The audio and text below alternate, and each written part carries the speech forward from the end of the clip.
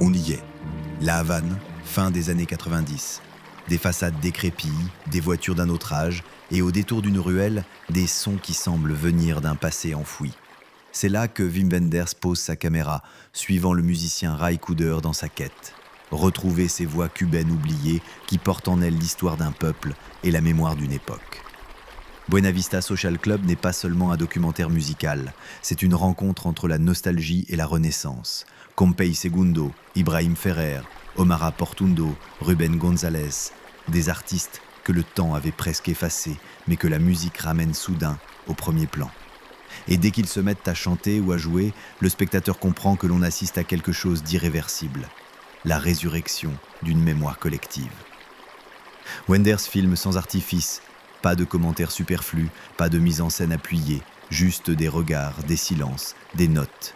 Sa caméra capte la beauté fragile de ces visages marqués par les années et la transforme en poésie. Chaque morceau devient un souffle vital, une victoire contre l'oubli, une manière de dire « nous avons toujours été là ». Mais le film raconte aussi une collision, celle d'un Cuba discret, parfois marginalisé, et d'un monde occidental curieux représenté par Ray Cooder.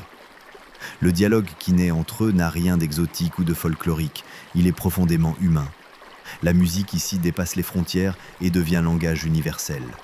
À New York et Amsterdam, devant des salles comblées, ces musiciens autrefois invisibles deviennent des légendes.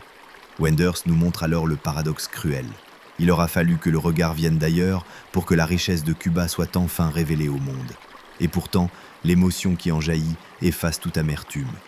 Aujourd'hui encore, Buena Vista Social Club reste une expérience unique.